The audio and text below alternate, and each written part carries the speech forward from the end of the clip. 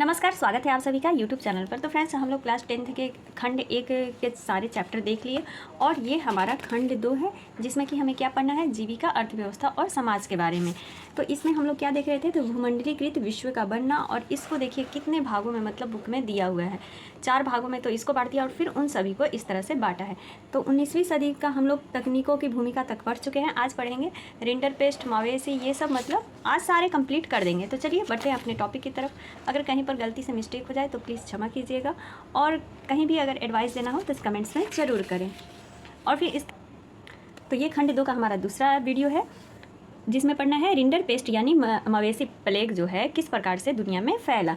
Africa में 1890 के दशक में रिंडरपेस्ट नामक बीमारी बहुत तेज़ी से फैल गई। मवेशियों में प्लेग की तरह फैलने वाली इस बीमारी से लोगों की आजीविका और स्थानीय अर्थव्यवस्था पर गहरा प्रभाव पड़ा। तो देखिए इस पॉइंट को आप लोग याद कर लीजिए कि अगर पूछ लेता है कि जो अफ्रीका में रिंडरपेस्ट जो बीमारी मवेशियों की फैली थी 1890 ईस्वी में, उससे मतलब लोगों में क्या प्रभाव पड़ा, तो उससे क्या प्रभाव पड़ा, उनके आजीविका के ऊपर प्रभाव पड़ा, उनके अर्थव्यवस्था पर प्रभाव पड़ा। जब पहले के लोग जब पशुपालन पर ही सबसे ज़्यादा आश्रित थे, कृषि पर आश्रित थे, अगर पशु ही बीमार पड़ करके मतलब मरने लगेगा तो इससे तो अर्थव्यवस्था खराब होगी।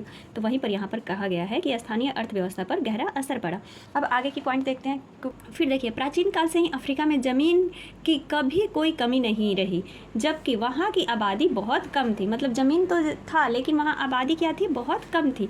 सदियों तक अफ्रीकियों की ज़िंदगी व कामकाज ज़मीन और पालतू पशुओं के सहारे ही चलता था। सदियों तक मतलब बहुत सालों तक अफ्रीकियों की जो ज़िंदगी थी वो किस पर चलती थी, तो ज़मीन पर और पालतू पशुओं के सहारे ही चलता था। वहाँ पैसा या वेतन पर काम करने का चलन नहीं था। तो ये पॉइंट याद कर लीजिए। 19वीं सदी के आखिर में अफ्रीका में ऐसे उपभोक्ता सामान बहुत कम थे जिन्हें वेतन के पैसे से खरीदा जा सकता था। ठीक है, उसके आगे ये पॉइंट देखते हैं कि 19वीं सदी के आखिर में यूरोपीय ताकतें अफ्रीका के विशाल भूक्षेत्र और खनिज भंडारों को देखकर इस महाद्वीप की ओर क्या हुई, तो आकर्षित होती है। जो 19वीं सदी के जो यूरोपीय ताकतें रहती हैं, अफ्रीका के जो विशाल मतलब बड़ा भूक्षेत्र देख करके क्या होती है, उसके खनिज भंडारों को देख करके आकर्षित हो जाती है, मतलब वहाँ आने लगती है। देखिए यहाँ पर होगा कि यूरोपीय लोग अफ्रीका में बागानी खेती करने और खदानों का दोहन करना चाहते थे ताकि वो यूरोप जा सके। ठीक है, यानी उन्हें यूरोप भेजा जा सके। लेकिन वहाँ एक ऐसी समस्या पेश आई क्योंकि वहाँ के लोग जो थे वो तनख्वाह पर काम करना नहीं चाहते थे। इसी के मजबूरन में आकर के वहाँ पर एक कानून बना दिया जाता है। देखिए, उत्तराधिकारी कानून में बदल दिया जाता है। नए कानून में यह व्यवस्था कर दी जाती है कि अगर परिवार के केवल एक ही सदस्य को पैतृक संपत्ति मिलेगी, इस कानून के जरिए परिवार के बाकी लोगों को श्रम बाजार में ढकेलने का प्रयास किया जाने लगा। मतलब यह कानून बना दिया जाने लगा कि केवल परिवार में एक ही लोग जो है वो पैतृक संपत्ति, उसको पिता की संपत्ति मिलेगी, बाकी लोगों को किस में ढकेला जाने लगा, तो श्रम बाजार में ढकेला जाने लगा। खान कर्मियों को बाड़ों में बंद कर दिया गया। उन्हें खुलेआम घूमने फिरने पर भी पाबंदी लगा दी गई। तभी वहाँ पर एक बीमारी फैल जाती है। कौन सी, तो रिंडरपेस्ट नामक विनाशकारी पशु रोग फैल जाता है। जब खुलेआम घूमने फिरने पर पाबंदी लगा जाती है तभी वहाँ पर क्या होता है कि रिंडरपेस्ट नामक एक विनाशकारी पशु रोग फैल जाता है। अब देखिए ये कैसे फैलता है। तो अफ्रीका में रिंडरपेस्ट नामक की बीमारी सबसे पहले 1880 के दशक के आखिरी सालों में दिखाई देती है। उस समय पूर्वी अफ्रीका में एरिट्रिया पर हमला कर रहे जो इतालवी सैनिक हैं, उनका पेट भरने के लिए एशियाई देशों से जो जानवर लाए जाते थे उन्हीं के द्वारा ये बीमारी फैली। कौन सी बीमारी, तो रिंडरपेस्ट यानी मवेशी प्लेग की बीमारी फैली। अफ्रीका के पूर्वी हिस्से से महाद्वीप में दाखिल होने वाली यह बीमारी जंगल की आग की तरह पश्चिम अफ्रीका की तरफ भी बढ़ने लगी। 1892 में यह अफ्रीका के अटलांटिक तट तक जा पहुंची और 5 साल, डाटा याद रखना है, 5 साल बाद यह केप यानी अफ्रीका का जो धूर दक्षिणी हिस्सा था वहां तक पहुंच जाता है। रिंडरपेस्ट ने अपने रास्ते में आने वाले 90% मवेशियों को मौत की नींद सुला देता है। ये इतना बीमारी खतरनाक था। अब देखते हैं भारत में अनुबंधित श्रमिकों का आना जाना। तो श्रमिकों का आना जाना देखते हैं। अनुबंधित मतलब जो गिरमटिया मजदूर थे वो किस प्रकार से भारत से आते जाते थे। 19वीं सदी में भारत और चीन के लाखों मजदूरों को बागानों, खदानों और सड़क व रेलवे निर्माण परियोजना में काम करने के लिए दूर दूर के देशों में लाया जाता था। देखिए कहाँ से, ये सारी बातें हम लोग 19वीं सदी की ही पढ़ रहे हैं। तो भारत और चीन के जो लाखों मजदूर रहते थे उनको रेलवे निर्माण आदि कार्यों के लिए दूर दूर देशों में ले जाया जाता था। भारतीय अनुबंधित यानी जो गिरमिटिया मजदूर थे वे श्रमिकों को खास तरह के अनुबंधन या एग्रीमेंट की तरह लाया जाता था। एक एग्रीमेंट किया जाता था। इन अनुबंधों में यह शर्त रखी जाती थी कि यदि मजदूर अपने मालिक के बागानों में 5 साल, देखिए पूछ सकता है कि कितने साल काम कर लेंगे तो वे स्वदेश लौट सकते थे। ये कहाँ पर लिखा गया है, तो ये देखिए 5 साल अगर काम कर लेंगे तो उन्हें स्वदेश लौटा दिया जाएगा। ये भारतीय अनुबंधों जो गिरमिटिया मजदूर थे उनसे ये साइन करवाया जाता था, एक एग्रीमेंट तैयार किया जाता था उनके लिए। भारत के ज़्यादातर अनुबंधित श्रमिक मौजूदा पूर्वी उत्तर प्रदेश, बिहार, मध्य प्रदेश, भारत और तमिलनाडु के सूखे इलाकों से जाते थे। तो ये याद रखिए कि जो भारत से ज़्यादा अनुबंधित श्रमिक मजदूर किस एरिया से जाते थे, अगर वहाँ पर पॉइंट दे देता है तो पूर्वी उत्तर प्रदेश, बिहार, मध्य भारत और तमिलनाडु के सूखे इलाकों से जाते थे। आगे देखते हैं। भारतीय अनुबंधित श्रमिकों को मुख्य रूप से कैरिबियाई द्वीप समूह यानी त्रिनिदाद, गुयाना और सूरीनाम, मॉरिशस व फिजी ले जाया जाता था। तो भारत के श्रमिकों को कहाँ मुख्य रूप से ले जाया जाता था, तो वो ले जाया जाता था कैरिबियाई द्वीप समूह और मॉरिशस व फिजी ले जाया जाता था। तमिल अप्रवासी सिलोन और मलाया जाकर काम करते थे। तमिल जो अप्रवासी थे वो कहाँ जाते थे, तो सिलोन और मलाया जाकर के काम करते थे। अगर आप लोग नोट्स तैयार करना चाहते तो प्लीज़ आप लोग एक नोट्स अपना ज़रूर तैयार करें। मुझे तो इतना टाइम नहीं मिल पाता है कि मैं नोट्स तैयार करूं। और मजदूरों की भर्ती का काम मालिकों के एजेंट द्वारा किया जाता था। देखिए हर काम में कोई ना कोई एजेंट रहता है, तो वहाँ पर भी पहले भी एजेंट रहते थे, उन्हीं के द्वारा मजदूरों की भर्ती का काम किया जाता था। एजेंटों को कमीशन मिलता था। बहुत सारे अप्रवासी अपने गांव में होने वाले उत्पीड़न और गरीबी से बचने के लिए इन अनुबंधों को मान लेते थे, मतलब ये एग्रीमेंट भी मान लेते थे और इनकी बातें भी मान लेते थे। एजेंट लोग तो होते ही हैं झूठी, देखिए यहाँ पर दिया है ना कि झूठी जानकारियाँ देते थे, मतलब फुसलाने का काम करते थे। उसके आगे अगर कोई मजदूर अनुबंधन के लिए राजी नहीं होता था तो एजेंट उसका क्या कर लेते थे, अपहरण कर लेते थे। तो इतना खतरनाक होता था पहले। 19वीं सदी की इस अनुबंधन व्यवस्था को बहुत सारे लोगों ने नई दास प्रथा का नाम दिया। तो ये एक पॉइंट यहाँ से निकल कर आता है कि 19वीं सदी के अनुबंधन व्यवस्था को किस नाम से जाना जाता है, तो नई दास प्रथा के नाम से जाना जाता है। आगे का पॉइंट है दास प्रथा के नाम से जाना जाता है। आगे का पॉइंट है त्रिनिदाद में मुहर्रम के सालाना जुलूस को एक विशाल उत्सवी मेले के रूप में मनाया जाता था। किनके द्वारा, यही जो अनुबंधन जो श्रमिक रहते थे ना उन्हीं के द्वारा मनाया जाता था। इस मेले को होसे नाम दिया गया। उसमें सभी धर्मों व नस्लों के मजदूर हिस्सा लेते थे। देखिए मजदूरों के द्वारा ही किया जाता था। इसी प्रकार के रास्ताफरियानवाद नामक विद्रोही धर्म में भी भारतीय अप्रवासियों और कैरिबियाई द्वीप समूहों के बीच इन संबंधों की झलक देखी जा सकती है। मतलब यहाँ पर भी ये झलक देखा जा सकता है, श्रमिकों का हिस्सा लेना कोई भी तीज त्यौहार में सामने आई देखा जा सकता है। त्रिनिदाद और गुयाना में मशहूर चटनी म्यूज़िक भी भारतीय अप्रवासियों के वहाँ पहुँचने के बाद सामने आई रचनात्मक अभिव्यक्तियों का ये एक उदाहरण है। कौन सी म्यूज़िक, तो चटनी म्यूज़िक। चटनी म्यूज़िक भारतीय अप्रवासियों के द्वारा ही वहाँ पर पहुँची थी। कहाँ पर, त्रिनिदाद और गुयाना में। ये एक चित्र है जहाँ पर कि शिनाख्त गिरमिटिया मजदूरों को देखिए। मालिकों के लिए इन मजदूरों का नाम नहीं बल्कि उनकी संख्या का महत्व होता था, मतलब इनको नंबर प्लेट दिया जाता था इन मजदूरों को। और यहाँ पर देखिए ये जो त्रिनाद में मजदूर किस प्रकार से कोका बागान में काम करते भारतीय गिरमिटिया मजदूर 19वीं सदी के प्रारंभ में इस प्रकार से ये काम कर रहे हैं। 20वीं सदी की शुरुआती सालों से ही हमारे देश के राष्ट्रवादी नेता इस प्रथा का विरोध करने लगे। 20वीं सदी के आते उनकी राय में यह बहुत अपमानजनक और क्रूर व्यवस्था थी। इसी दबाव के कारण 1921 में इसे ख़त्म कर दिया गया। कौन से मजदूर को, गिरमिटिया मजदूर को 1921 में ख़त्म कर दिया जाता है। लेकिन इसके बाद भी कई दशक तक भारतीय अनुबंधित मजदूरों के वंशज कैरिबियाई द्वीप समूह में बेचैन अल्पसंख्यकों का जीवन जीते रहे।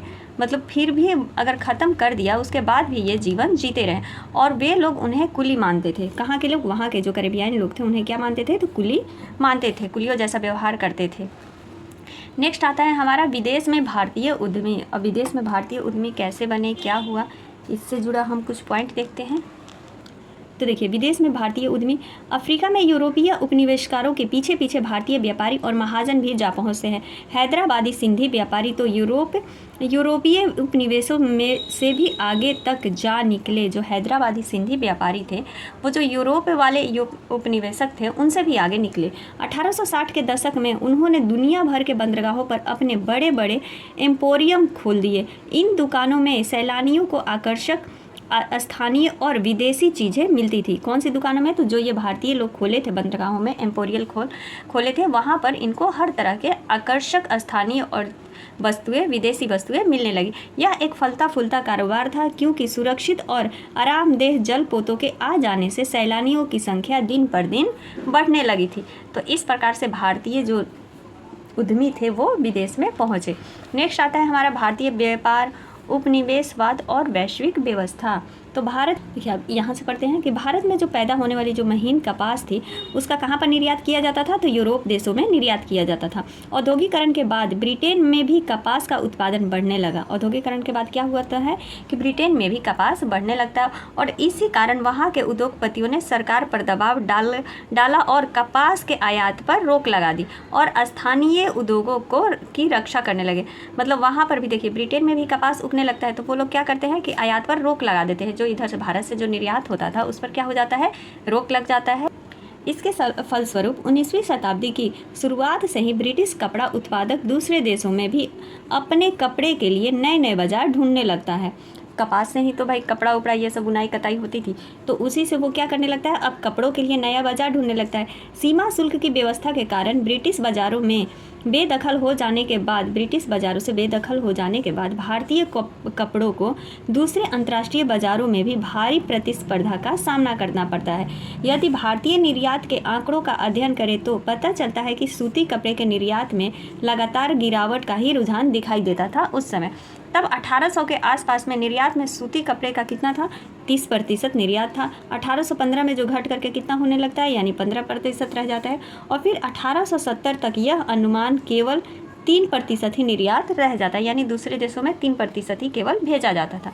तो इस प्रकार से जो भारतीय व्यापार था वो घटकर इतना हो जाता है। लेकिन 1812 से 71 के बीच कच्चे कपास का निर्यात 5% से बढ़कर 35% हो जाता है। मतलब कच्चे कपास का निर्यात बढ़ जाता है। देखिए उस समय में भी ये लंदन का है, ईस्ट इंडिया कंपनी का है, कि दुनिया भर में चलने वाला ये कार्यकाल था, यहाँ से उसका कार्यकाल चलता था।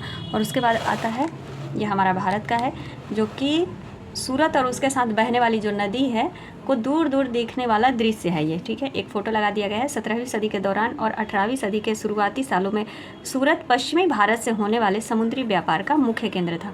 तो सूरत किसका केंद्र मुख्य था? तो पश्चिमी भारत से होने वाले समुद्री व्यापार का एक मुख्य केंद्र था। कच्चा जो कपास था उसका निर्यात कितना बढ़ जाता है? तो 5 से सीधे 35% तक पहुंच जाता है। कपड़ों की रंगाई के लिए इस्तेमाल में होने वाली नील का भी कई दशक तक बड़े पैमाने पर निर्यात होता है। 1820 के दशक से चीन को बड़ी मात्रा में अफीम का निर्यात भी किया जाने लगा। मतलब चीन को भी बड़ी मात्रा में अफीम का निर्यात किया जाने लगा। कुछ समय तक तो भारतीय निर्यात में अफीम का हिस्सा ही सबसे ज़्यादा रहा। मतलब भारत से भी निर्यात अफीम ज़्यादा होता था।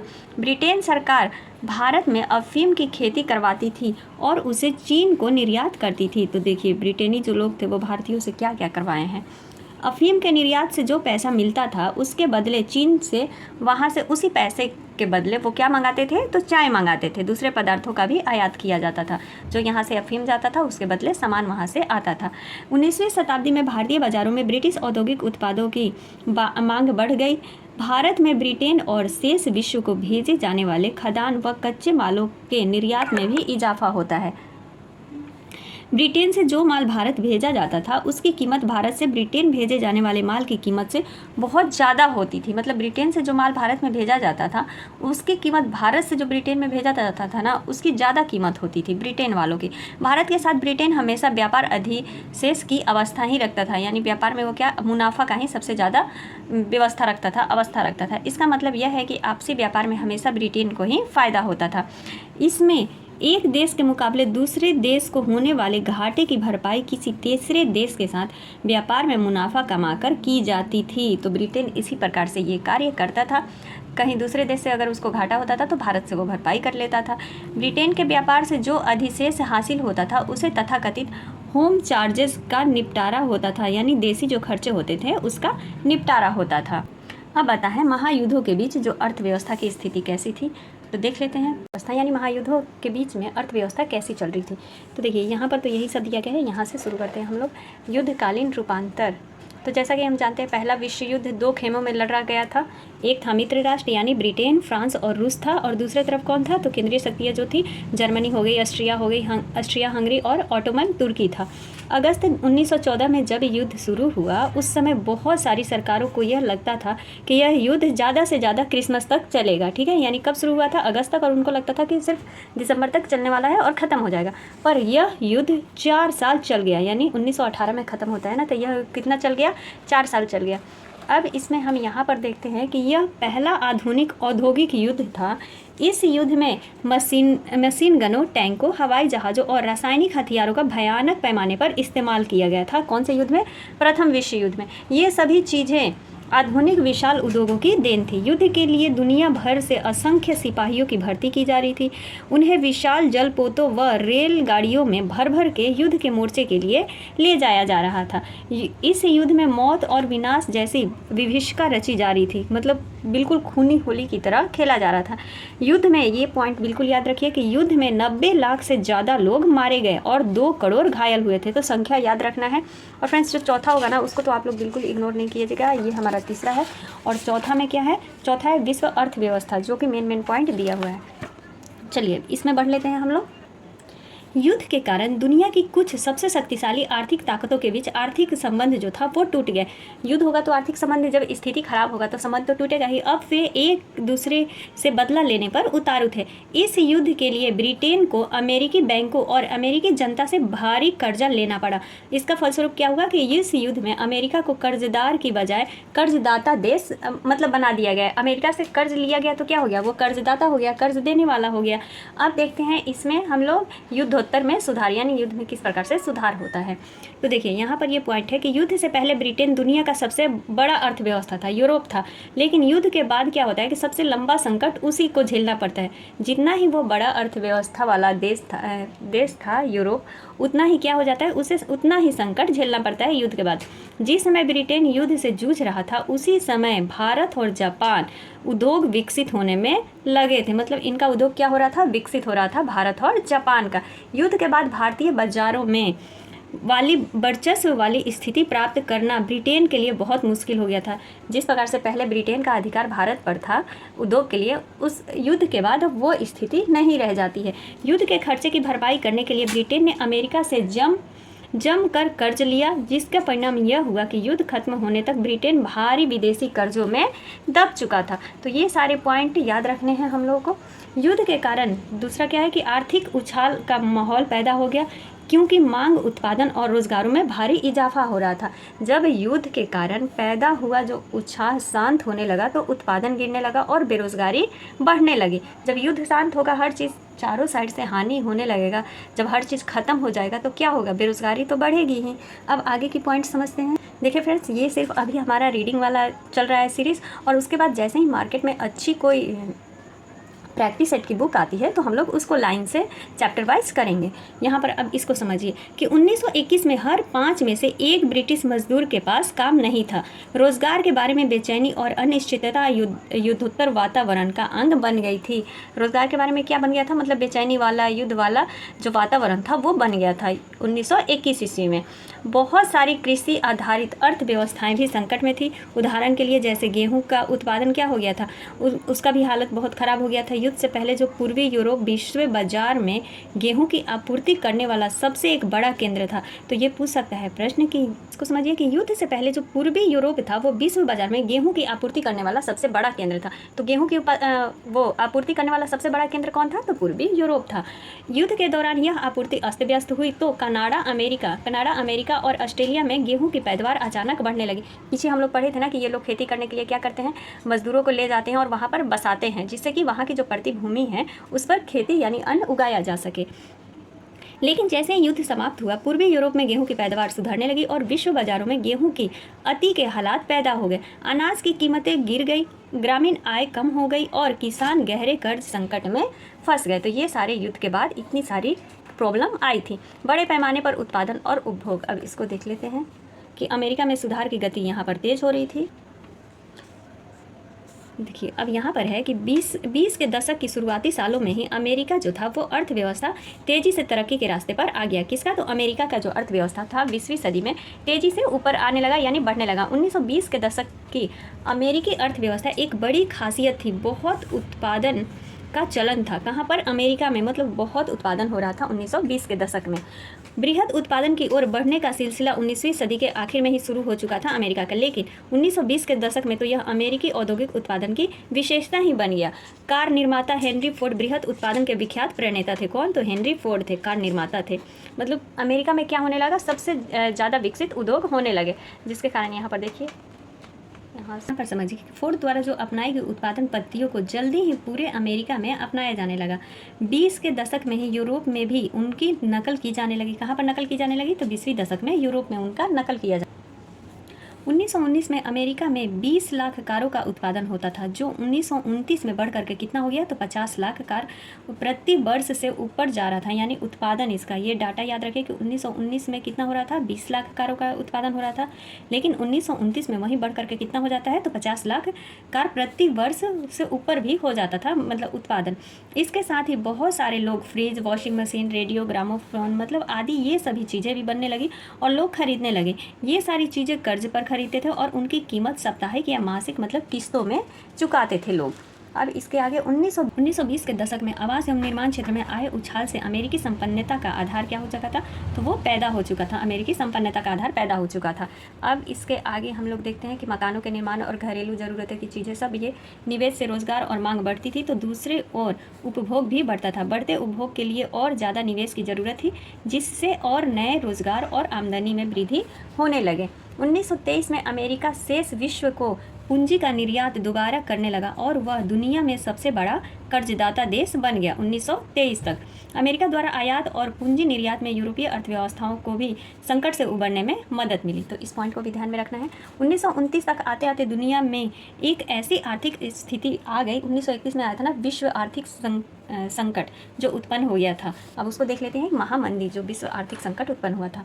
आर्थिक महामंदी की शुरुआत 1929 से हुई और यह संकट 30 दशक तक चला था। कितने दशक तक? तो 30 दशक तक के मध्य तक बना रहा। इस दौरान दुनिया के ज़्यादातर हिस्सों के उत्पादन, रोजगार, आय और व्यापार में भयानक गिरावट दर्ज की गई थी। इस मंदी के समय अक्सर सब देशों में एक जैसा नहीं था, लेकिन आमतौर पर ऐसा माना जाता है कि कृषि क्षेत्रों और समुदायों पर इसका सबसे बुरा असर पड़ा था। किसका? तो विश्व जो आर्थिक मंदी की शुरुआत हुई थी उसका। कारण क्या बताया जाता है? तो पहला कारण यह बताया जाता है कि कृषि क्षेत्र में अति उत्पादन की समस्या बन गई थी। दूसरा कारण, विश्व आर्थिक मंदी का दूसरा कारण क्या बताया जाता है? तो 1920 के दशक के मध्य बहुत सारे देशों ने अमेरिका से कर्जे लेकर अपने निवेश संबंधी ज़रूरतों को पूरा किया। 1928 के पहले 6 माह तक विदेशों में अमेरिका का कर्जा $1 अरब था और साल भर के भीतर ही यह कर्जा घटकर केवल कितना रह गया? तो चौथाई रह गया था। जो देश अमेरिकी कर्जे पर सबसे ज़्यादा निर्भर थे, उनके सामने गहरा संकट आ खड़ा हुआ था। औद्योगिक देशों में मंदी का सबसे बुरा असर अमेरिका को ही झेलना पड़ा। कीमतों में कमी और मंदी की आशंका को देखते हुए अमेरिकी बैंकों ने घरेलू कर्जे देना भी बंद कर दिया। यहाँ पर आमदनी में गिरावट आने पर अमेरिका के बहुत सारे परिवार कर्जे चुकाने में क्या हो रहे थे? तो नाकामयाब हो रहे थे, जिसके चलते उनके मकान, कार और सारी जरूरी की जो चीज़ें थी वो क्या कर ली जा रही थी? तो कुर्क कर ली जा रही थी, यानी जब्त कर ली जा रही थी बैंकों द्वारा। 1933 तक 4000 से ज़्यादा बैंक क्या हुए थे? बंद हो चुके थे और 1929 से 1932 के बीच तकरीबन 1,10,000 कंपनियां चौपट हो चुकी थी। तो ये डाटा आप लोग दिमाग में बैठा लीजिएगा कि 1933 तक 4000 बैंक बंद हो चुके थे और 29-32 के बीच लगभग 1,10,000 कंपनियां चौपट हो चुकी थी। 1935 तक ज़्यादातर औद्योगिक देशों में आर्थिक संकट से उबरने के संकेत दिखाई देने लगे थे, लेकिन समाजों, अंतर्राष्ट्रीय संबंधों और राजनीति तथा लोगों के दिलो दिमाग पर उसकी जो छाप पड़ी थी वो जल्दी मिटने वाली नहीं थी।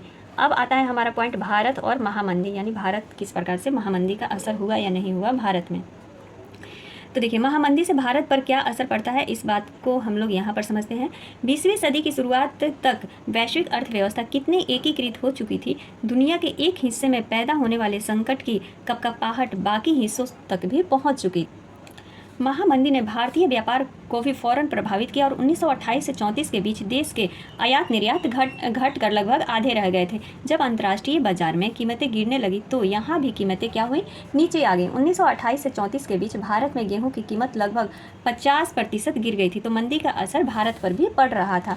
अब यहाँ पर क्या दिया है कि बंगाल के जूट जो पटसन थे, उत्पादनों को ही देखिए, वे कच्चा पटसन तो उगाते थे जिससे कारखानों में टाट की पहले बोरियां आई थी ना, तो टाट की बोरियां, जब टाट का निर्यात बंद हो गया तो कच्चे पटसन की कीमतों में कितना प्रतिशत गिरावट आ गया, तो 60% की गिरावट आ गई। जिन काश्तकारों ने दिन फिरने की उम्मीद में या बेहतर आमदनी के लिए उपज बढ़ाने के वास्ते कर्ज लिए थे, उनकी हालत उपज का सही मोल ना मिलने के कारण क्या हो गया, खराब हो गया था। अब उपज का सही मोल नहीं मिलेगा तो स्थिति तो खराब होगी और वो भी कर्ज में डूब जाएंगे।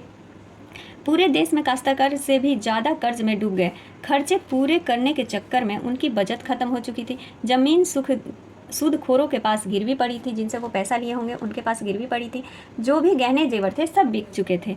भारतीय सोने के निर्यात से भी वैश्विक अर्थव्यवस्था को पुनर्जीवित करने में काफ़ी मदद मिली। अब देखिए यहाँ पर मदद मिलता है किससे, तो भारतीय सोने के निर्यात से जो वैश्विक अर्थव्यवस्था है उसको पुनर्जीवित करने में काफ़ी मदद मिलता है। 1931 में मंदी अपने चरम सीमा पर थी। ग्रामीण भारत असंतोष व उथल पुथल के दौर से गुजर रहा था। उसी समय महात्मा गांधी ने सविनय अवज्ञा आंदोलन यानी सिविल नाफरमानी जिसको कहते हैं वो आंदोलन शुरू किया था। तो सभी अब आता है हमारा चौथा पॉइंट, विश्व अर्थव्यवस्था का पुनर्निर्माण यानी जो युद्ध वाला काल था। देखिए पहला विश्व युद्ध खत्म होने के केवल 2 दशक बाद ही दूसरा विश्व युद्ध शुरू हो जाता है। यह युद्ध भी 2 बड़े खेमों के बीच ही होता है, एक गुट और दूसरी धुरी शक्तियाँ थी। दूसरी खेमा मित्र राष्ट्रों जैसे ब्रिटेन हो गया, सोवियत संघ, फ्रांस और अमेरिका के नाम से जाना गया, और पहला क्या था तो नाज़ी जर्मनी, जापान और इटली के नाम था। यह युद्ध कितने साल तक चला था, तो 6 साल तक चला था यह युद्ध। और यह युद्ध ज़मीन, हवा, पानी मतलब हर चारों तरफ से यह लड़ा गया था। इस युद्ध में लगभग 6 करोड़ लोग मारे गए थे और 1939 की वैश्विक जनसंख्या का लगभग 3% बस रह गया था। देखिए 6 करोड़ लोग मारे गए थे और यह कितना रह गया, तो 1939 की जो वैश्विक जनसंख्या थी, पूरे विश्व की जनसंख्या लगभग 3% था। करोड़ों लोग घायल हो गए थे। कितने लोग, तो करोड़ों लोग घायल हुए थे, 6 करोड़ लोग मारे गए थे। इसका डाटा इसमें दिया गया है। अब तक के युद्धों में मोर्चे पर मरने वालों की संख्या ज़्यादा होती थी। इस युद्ध में ऐसे लोग ज़्यादा मरे जो किसी मोर्चे पर लड़ नहीं रहे थे। मतलब बम फेंका जाएगा तो जो गाँव के होंगे, जो लड़ नहीं रहे होंगे, वही मारे जाएंगे सबसे ज़्यादा। तो यही बोल रहा है कि यहाँ पर वे लोग सबसे ज़्यादा मरे जो कोई मोर्चे पर नहीं लड़ रहे थे। यूरोप और एशिया के विशाल भूभाग तबाह हो गए थे। कई शहर हवाई बमबारी या लगातार गोलीबारी के कारण मिट्टी में मिल गया था। देखिए इधर एक यहाँ पर चित्र दिखाया गया है। रूस पर हमला करती जर्मन की टुकड़ियाँ। कब, तो 1941 ईस्वी में रूस पर हिटलर का हमला युद्ध में एक निर्णायक महत्व की घटना थी। यह युद्ध काल में पुनर्निर्माण का काम 2 बड़े प्रभावों में के साए में आगे बढ़ा। पश्चिमी विश्व में अमेरिका आर्थिक, राजनीतिक और सैनिक दृष्टि से एक वर्चस्वशाली ताकत वाला बन चुका था। कौन, तो पश्चिमी विश्व में अमेरिका बन चुका था और सोवियत संघ भी एक वर्चस्व वाला शक्तिशाली रूप सामने आया। मतलब युद्ध के काल में जो पुनर्निर्माण का काम 2 बड़े प्रभावों के साए में आगे बढ़ा। कहाँ, तो पश्चिमी विश्व में अमेरिका आर्थिक, राजनीतिक और सैनिक दृष्टि से एक आगे वर्चस्व वाला ताकत बन चुका था और दूसरी ओर कौन था, तो सोवियत संघ था, जो कि ये भी शक्तिशाली के रूप में सामने आया। नाज़ी जर्मनी को हराने के लिए सोवियत संघ की जनता ने भारी कुर्बानियाँ दी थी। नाज़ी जो जर्मनी को हराने के लिए सोवियत संघ की जनता ने क्या की थी, तो भारी संख्या में कुर्बानी दी थी। जिस समय पूंजीवादी दुनिया महामंदी से जूझ रही थी, उसी दौरान सोवियत संघ के लोगों ने अपने देश को एक पिछड़े खेतीहर देश की जगह एक विश्व शक्ति की हैसियत में ला खड़ा किया था। तो सोचिए सोवियत संघ के लोग कितने मेहनत कर रहे थे। अब आता है पॉइंट, युद्धोत्तर बंदोबस्त और ब्रेटन वुड्स संस्थान। अब इसमें क्या दिया है, तो इसमें दिया है कि 2 महायुद्धों के बीच मिले आर्थिक अनुभवों से अर्थशास्त्रियों और राजनीतिज्ञों ने 2 अहम सबक निकाले। पहला क्या था, तो पहला था कि बृहद उत्पादन पर आधारित किसी औद्योगिक समाज को व्यापक उपभोग के बिना कायम नहीं किया जा सकता है। तो ये 2 पूछ लेगा, तो पहला यहाँ से पॉइंट आता है और दूसरा सबक था कि बाहरी दुनिया के साथ आर्थिक संबंधों के बारे में था, जो पूर्ण रोजगार का लक्ष्य केवल तभी हासिल किया जा सकता है जब सरकार के पास वस्तुएं, पूंजी और श्रम की आवाजाही को नियंत्रण करने की ताकत उपलब्ध हो। तो ये 2 सबक मिला था। अब इसका संक्षिप्त रूप यहाँ पर है। संक्षेप में यहाँ क्या हो रहा है कि जो युद्धोत्तर का समय था, उस समय क्या हुआ कि अंतर्राष्ट्रीय आर्थिक व्यवस्था का मुख्य उद्देश्य यह था कि औद्योगिक विश्व में आर्थिक स्थिरता एवं पूर्ण रोजगार बनाए रखा जाए। और इस फ्रेमवर्क पर जुलाई 1944 में अमेरिका स्थित जो न्यू हैम्पशर के ब्रेटन वुड्स नामक स्थान पर संयुक्त राष्ट्र मौद्रिक एवं वित्तीय सम्मेलन में दोनों में क्या बनी, तो सहमति बनी। अब आगे, विश्व बैंक और IMF ने 1947 में औपचारिक रूप से काम करना शुरू किया। इन संस्थानों की निर्णय प्रक्रिया पर पश्चिमी औद्योगिक देशों का नियंत्रण रहता है। अमेरिका विश्व बैंक और IMF के किसी भी फैसले को वीटो कर सकता था। वीटो क्या है, एक प्रकार का निषेधाधिकार है। इस अधिकार के सहारे एक ही सदस्य की असहमति किसी भी प्रस्ताव को खारिज करने का आधार बन जाती है। तो उसी को क्या कहते हैं, वीटो कहते हैं। अब हमारा आता है पॉइंट, प्रारंभिक युद्धोत्तर वर्ष यानी शुरू वाला युद्ध वाला वर्ष। तो 1950 से 70 के बीच विश्व व्यापार की विकास दर सालाना कितनी थी, 8% से भी ज़्यादा रही। इस दौरान वैश्विक आय में लगभग 5% की दर से वृद्धि हो रही थी। ज़्यादातर समय अधिकांश औद्योगिक देशों में बेरोजगारी औसतन 5% से भी कम रही। इन दशकों में तकनीक उद्यम का विश्वव्यापी प्रसार हुआ। विकासशील देश विकसित औद्योगिक देशों के बराबर पहुंचने की जीत और क्या चल रही थी, होड़ चल। अब आते हैं औपनिवेशीकरण और स्वतंत्रता। दूसरा विश्व युद्ध खत्म होने के बाद भी दुनिया का एक बहुत बड़ा भाग यूरोपीय औपनिवेशिक शासन के अधीन था। अगले 2 दशकों में एशिया और अफ्रीका के ज़्यादातर उपनिवेश स्वतंत्र स्वाधीन राष्ट्र बन चुके थे ज़्यादातर, लेकिन ये सभी देश गरीब व संसाधनों की कमी से जूझ रहे थे। मतलब पहले क्या थे, अधीन थे, तो उसके बाद क्या बन गए, स्वाधीन राष्ट्र बन तो चुके थे, लेकिन वे गरीब और क्या थे, संसाधनों की कमी से जूझ रहे थे। उनकी अर्थव्यवस्थाएं, समाज लंबे समय तक चले औपनिवेशिक शासन के कारण अस्त व्यस्त हो चुका था। IMF और विश्व बैंक का गठन तो औद्योगिक देशों की ज़रूरतों का पूरा करने के लिए किया गया था।